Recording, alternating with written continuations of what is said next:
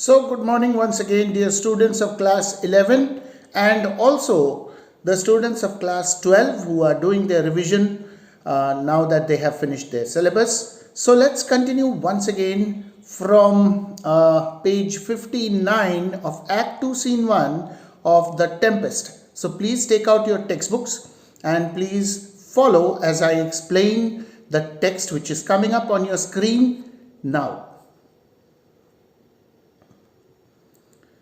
So we had finished up to line number 199. So we'll continue from line number 200, which is on your screen now. Antonio says, "We too, my lord, will guard your person while you take your rest and watch your safety." So Antonio is trying to say that he and his younger brother, that is Alonso's younger brother Sebastian, the two of them will be guarding the king, and the king can take his rest, and these two, they are saying that they are going to ensure the safety of the king while the king is asleep. Alonso says, "Thank you, wondrous heavy." So Alonso manages to say thank you, and then he once again remarks that his eyes are so drowsy. He is feeling this heaviness in his eyes, so he says wondrous heavy, and he falls off to sleep. And as soon as Alonso falls off to sleep, Ariel leaves the scene. But Ariel has done only the first part of his activity now. He will keep an eye on the actions and the activities of Antonio and Sebastian while the royal party is asleep. So Ariel leaves. "Now, Sebastian, what a strange drowsiness possesses them." Sebastian is commenting that he finds it very odd that suddenly the king and everyone else in the royal party suddenly fell asleep feeling very drowsy. Antonio says it is the quality of the climate. So he says that it is actually the nature of this climate which has caused them to fall asleep. So now we come to page 60. Sebastian says, "Why doth it not then our eyelids sink? So if it is the nature of the present atmosphere or the environment, then why are we not feeling sleepy? All these people have fallen asleep, but we are not feeling sleepy. I find not myself disposed to sleep. I don't feel like, I am not inclined." You can see the meaning given alongside. "I don't feel like, or I don't feel inclined to sleep." Antonio says, "Nor I, my spirits are nimble. They fell together all as by consent." "Even I am not feeling sleepy," says Antonio. "My spirits are also quite alert." Nimble means alert. "They fell together all." And then he's commenting about how the others have fallen asleep altogether. So it normally does not happen that way. When a person feels sleepy, it does not necessarily mean that the others with him will also start feeling sleepy. Now this is quite strange, that as if by consent, as if they had an understanding or a mutual agreement, that they fell asleep altogether. "They dropped as by a thunderstroke." It seems as though a lightning bolt or a thunderbolt has struck them and they have fallen down dead. It seems something like that. So they have been struck by a lightning. "What might, worthy Sebastian? Oh, what might? No more." And then he begins instigating Sebastian, or he begins to brainwash Sebastian. He says, "Oh, what can really be done? What can really be done? Anyway, I don't want to talk about it anymore. And yet methinks I see it in thy face." And then, even after saying, "I don't want to talk about it anymore," he says, "I think I can see it in your face." What is he seeing in his face? "What thou shouldest be." Well, I can see in your face. I can see it's written all over your face as to what you should be. He is indirectly meaning to say that, "Sebastian, you ought to become the next king of Naples. Alonso must be replaced by you. So the occasion speaks thee, and my strong imagination sees a crown dropping upon thy head." The present situation is such that it implies or it is indicating to the fact that you should now become the king. And I can almost imagine that a crown is dropping upon your head. That means a crown is being placed upon your head. That means you are supposed to become the king. That's what I am imagining right now. So you see, he has started brainwashing Sebastian. Sebastian did not ever give it a thought, but Antonio, being the mischievous of the two, is trying to brainwash Sebastian. Sebastian says, "What art thou waking? What? Are you awake? Or are you speaking out all this nonsense as if you are drowsy?" Because in a state of drowsiness, a person can say something which does not really have any meaning. But are you awake that you are saying all this to me, that I should become king and all that? Antonio says, "Do you not hear me speak? Can't you hear me speak? I'm speaking to you." "Yes, that's what I mean. That's what I'm saying." Sebastian says, "I do, and surely it is a sleepy language, and thou speakest out of thy sleep." Yes, I can hear you, but whatever you are saying seems to be something which you are saying in a state of drowsiness. That means you must be feeling sleepy, and in a state of drowsiness, you are uttering some nonsensical words which really don't have any meaning. And then he says, "This is a strange, what is it thou didst say?" Now, what did you say? "This is a strange repose, to be asleep with eyes wide open, standing, speaking, moving, and yet so fast asleep." Now, this must be a very strange or a very peculiar kind of rest or repose or sleep, because your eyes are wide open, you are standing, you are speaking, you are moving about, yet you seem to be fast asleep.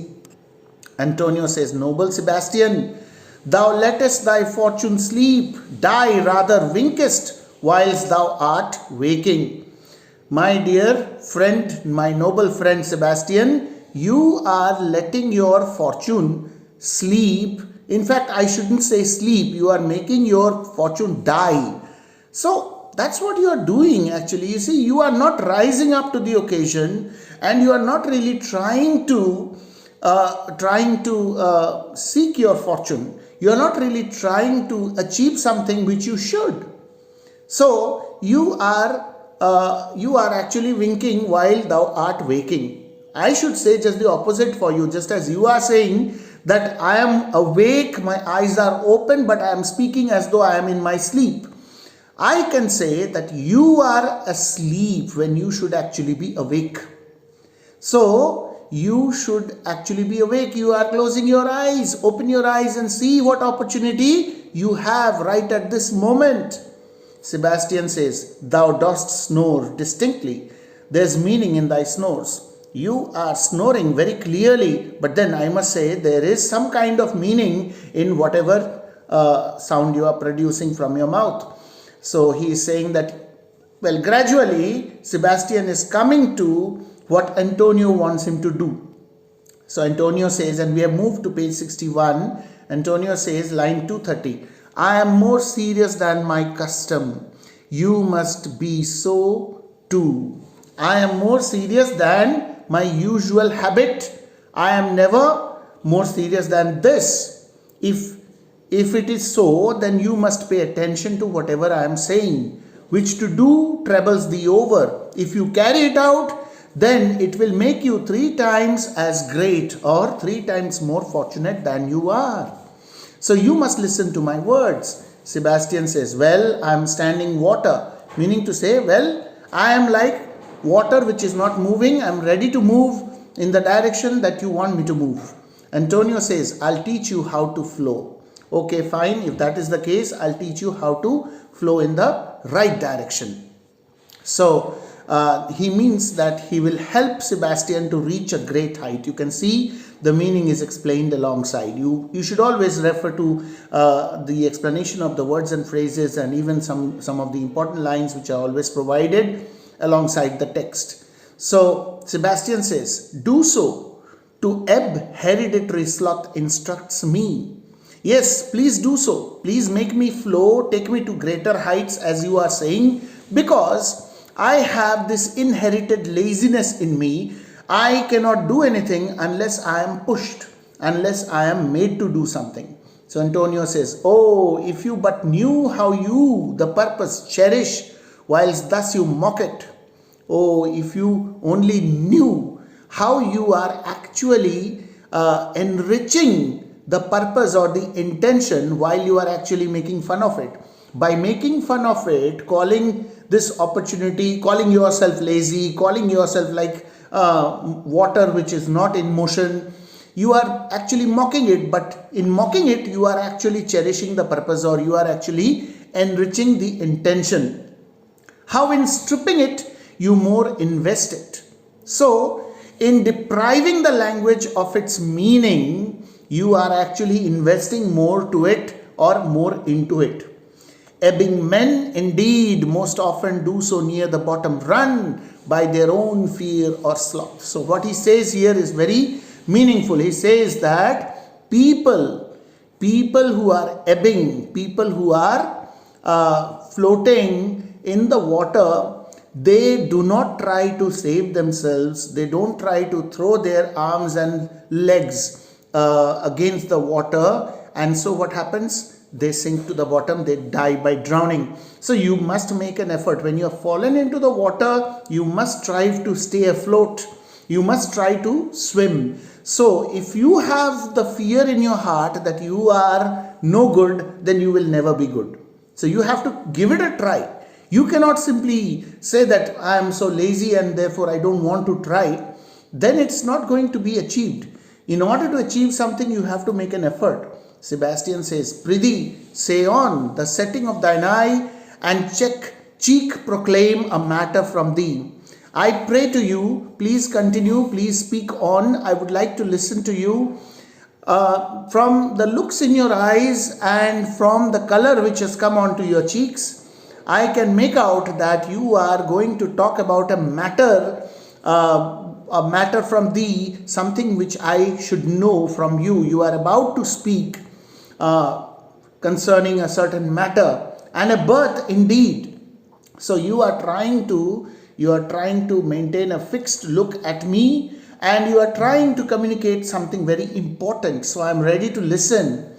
So he says, and a birth indeed which throws thee much to yield. So I should say that just like a woman suffers from labor pain before giving birth, so also it seems that you have something in your mind which you want to give birth. That means you want to tell me something which is troubling you from inside. So come out with it, I request you, tell me. So Antonio says, Thus, sir, although this lord of weak remembrance, this who shall be of as little memory when he is earthed, hath here almost persuaded, for he is a spirit of persuasion, only professes to persuade the king his sons alive, 'tis and as impossible that he is undrowned. So what he means to say, Antonio means that this lord of weak remembrance, referring to Alonso, he says that this guy, he is an old man, he has poor memory, yet he has managed to convince the king almost that his son is alive. But the fact is that his son is not alive. His son is actually dead. He is a spirit of persuasion. His habit is to persuade because he has the job of being the counselor of the king. So he has to somehow please the king and speak out something which should be in favor of the king. And that's how he has been telling him that his son is alive. And well, this guy, when he is earthed, when he is buried in his grave, he will be remembered very little. Who will remember a man like him? He's talking about Gonzalo. He says that this lord of poor remembrance or little memory, when he is put inside his grave, who is going to remember him? He's not very important. But this guy, because he has the habit of persuading, and that's his job as a counselor, he has almost made the king believe that his son is alive. But we know very well that the king's son is not alive.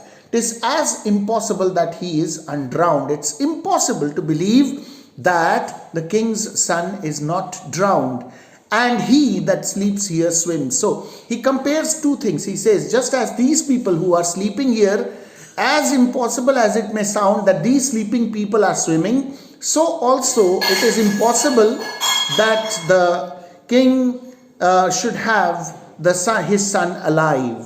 Sebastian says, I have no hope that he is undrowned. Sebastian agrees with him and he says that, yes, I agree with you. I am also very sure that he is dead. He is gone. He has died by drowning. Now on your screen you can see the gathering, the king in the center, that is Alonso, and the man standing to his right is actually probably Gonzalo, who is trying to persuade the king to believe that his son Ferdinand is alive. And the people on the king's left, the two who are talking in each other's ears, those two are Antonio and Sebastian. And in the extreme left you can see two more people, most probably Adrian and Francisco, and then there are some other people behind them. So this is the scene. This is just a sketch artist's illustration. So that's where we stop. We have come to the end of line number 255, and the page number is of course 61. So we will continue from page 62 in our next video tutorial. If you have any doubts, any queries, you can clarify in Google Meet when we have a live session. That's it. Thank you very much.